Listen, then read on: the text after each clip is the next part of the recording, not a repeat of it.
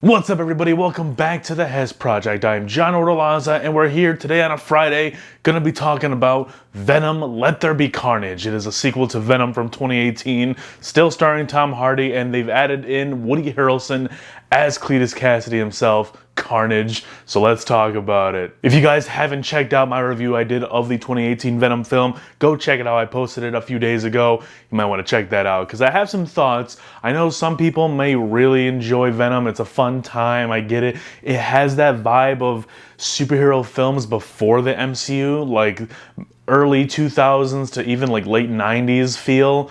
And yeah, overall I just wasn't a big fan of it. I love Venom and I love Tom Hardy as Venom, as the character of Eddie Brock, but there's just so much of that first film that I'm just not down with, and it really does bog down rewatchability every time I just want to pop it on. I'm like, ugh, I don't want to watch this. And to be honest, I wasn't that excited to see a sequel to Venom, but when they announced Carnage was going to be in it, they did pique my interest a little bit. I mean, they teased him a little bit at the end of the first one. Not the best post-credit scene I've ever seen, but the trailer for this one looked very promising, and I was going to be there because it's Marvel, Venom and Carnage. I love seeing monsters go at it. Upon my rewatch of the first Venom, I thought this one is gonna have a disadvantage going against it because they already gave us symbiote versus symbiote in the first film. They gave us Venom versus Riot, and that kind of took away the specialty a little bit in my mind before watching this movie. Let me say that. Before I watched Venom Let There Be Carnage,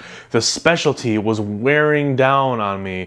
But when I finally got there and sat in the theater, watched this film, I was wrong. Venom Let There Be Carnage is a fun action movie and a fun Marvel movie. Like, Eddie Brock, played by Tom Hardy in this, is just as good as he was in the first movie. His banter with Venom back and forth is kind of funny. There are some jokes that just don't land and hit for me, but I just love to hear them bicker back and forth. It does make for some really fun banter between the two characters, and the introduction of Cletus Cassidy, played by Woody Harrelson, is really good. He stands out so much more than Riz Ahmed's character did in the first film when he played Riot and the leader of the Life Foundation, or whatever the heck his job title was. This character of Cletus Cassidy is so much more compelling and dynamic, and Woody Harrelson is like the perfect person to bring it alive. I did not see that in that post-credits scene from the first film. I just saw Woody Harrelson in this Raggedy Ann doll wig, and I was just not buying it. But here they fixed the hair, they changed it up, they gave him a new look, and he looks menacing, and he plays the part just as menacing as you might expect Carnage or Cletus Cassidy to be. And to continue with the good, the special effects and action sequences are better than the first film, and those are the best parts of that first film. There's a lot of story elements in that first film that I'm just not on board with. There's just so much crap that I think could have been chopped up, and that movie could have been like 80, 70 minutes long. There is still parts in this film that I could have done without, especially the first 15, 20 minutes, 100% could have done without. And there's a point in the film where both Eddie Brock and Venom, go their separate ways and do their own separate thing, just for like a brief 5-10 minutes. And yeah, all the stuff that they did separately just wasn't on board with, especially Venom. It wasn't that entertaining. It was just corny, unfunny jokes in my opinion. And that opening really did take a while to get to the point of the actual movie, which was Cletus Cassidy. They mentioned him in the beginning and they had his own little opening to the film, but then they just deviated completely for like 15 minutes, and I thought that was kind of detrimental. For a movie that was already an hour and a half, shorter than most films in that genre, yeah, it could have shaved off quite a bit more. Or just had better compelling scenes with these characters, But I will say, when it comes down to it, Woody Harrelson did steal the show for me in this film. Eddie Brock, played by Tom Hardy, was great in the first one, and still great in this one, but I think Woody Harrelson's I gotta give him the credit, man, because I really crapped on that post-credit scene. I was just not on board with it. He was kind of a silly actor to me. I know he's a great actor, but I've seen him in Now You See Me and Zombieland. He's kind of silly in both those movies to me, so seeing that he was gonna be this serious serial killer in Venom 2, I just wasn't on board with it. But no, he killed it in here, and he brought some comedy to it, and it worked. I was really pleasantly surprised that he was such a joy to be on screen, and I wanted to see more. I still do want to see more. I would not be opposed if they want to make a Carnage movie.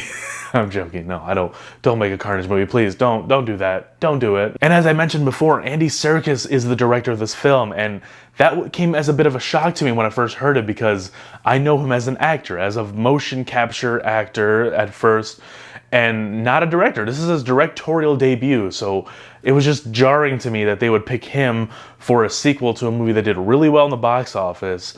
Why would they give it to someone on his directorial debut? Like, that was just jarring to me. But hey, he made me enjoy this one better than the first one. Yes, I enjoy Venom Let There Be Carnage a lot more than the first film. Just slightly, I would say, because there's still a handful of scenes that I think could be cut out of both of them. I could do without 20 minutes of each.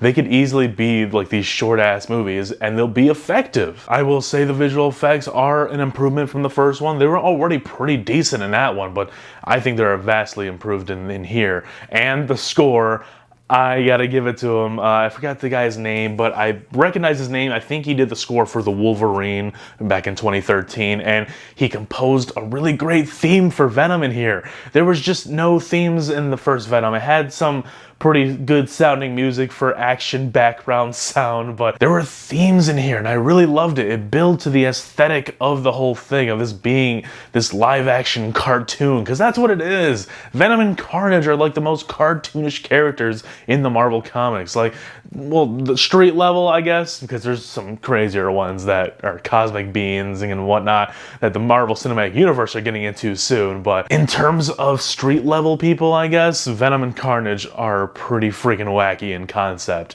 And it's just, again, really great to see these things come to life and into fruition, because they're dope. They're just cool. Carnage in this movie is not just another Red One. He is infinitely better and more interesting than Riot ever was, or Riz Ahmed's character. Like, great actor, don't get me wrong, but nothing character. Woody Harrelson as Cletus Cassidy really did steal the show for me. He was really funny, and I enjoyed his portrayal as the character, and I enjoyed his back and forth with Tom Hardy. They're a great duo, and I really do want to see them again on screen sometime. You have some returning faces from the first film, as well as some new additions, like Michelle Williams is back as I forgot her name, but she's pretty much the same role of significance in this film as she was in the first. I enjoyed her a little more in this movie, I'll be honest, but yeah, her significance to the overall plot remained the same, as well as her fiance in the film, Dan, I believe. I don't know, I remembered his name, but not hers. But it's because Venom was ripping on him the whole time. But yeah, their involvement in the overall plot was kind of unnecessary, but I understand why they're in there. I just think at the end of the day, they didn't serve a purpose in this film any more than they did in the first one, so they're kind of just there. But that's okay. I like Michelle Williams. She's a good actress. The guy who played Dan, he's okay. And the actress they got to play Shriek, she's good. I liked her relationship that they set up with Cletus Cassidy, although it's not the most enriched love story out there, but it's a good setup for what this movie was supposed to be. They set up that little motivation for Cletus Cassidy quite well, I thought, so I was into it. I enjoyed his okay setup as opposed to the sloppily thrown together story of Riot in the first film. I was just not into that. This felt like a fight between the two. This felt organic. The fight between Venom and Carnage felt very raw and gritty, and I was all there for it. It didn't have to be rated R, I guess, because like they can get away with a lot in PG-13, but yeah, it would have been cool if they showed Carnage ripping a head off or something. It'd be cool if they had like an unrated cut. Like, that would be awesome. I'd be all there for that, but I don't know if they're gonna do that. That's disappointing. But still, they managed to make an entertaining film featuring Venom and Carnage, two of the most brutal guys in Marvel Comics. They managed to put them both in a film and not make it suck, because I actually enjoy this, and I would watch this on repeat. Maybe skip the first 15 minutes, but overall, I think this is the more rewatchable Venom film. And if you guys are a fan of Venom, if you like Carnage and just the way they look in comic book form, you're gonna love their appearances on screen, because again, the visual effects are spectacular. But that is going to be it for my review of Venom Let There Be Carnage. Let me know down below, have you gotten a chance to check out the film yet? I know it released today and Friday all around the theaters, if your theaters are open yet. I saw it last night as an early screening, so leave a like and subscribe to the channel if you're new, and let me know down below what did you think of the film. Be sure to stick around, guys, because I just announced Hezween. So starting in the month of October, I'm going to be reviewing a series of Halloween-related films such as A Nightmare on Elm Street, Friday the 13th, and Halloween, as well as Ghostbusters.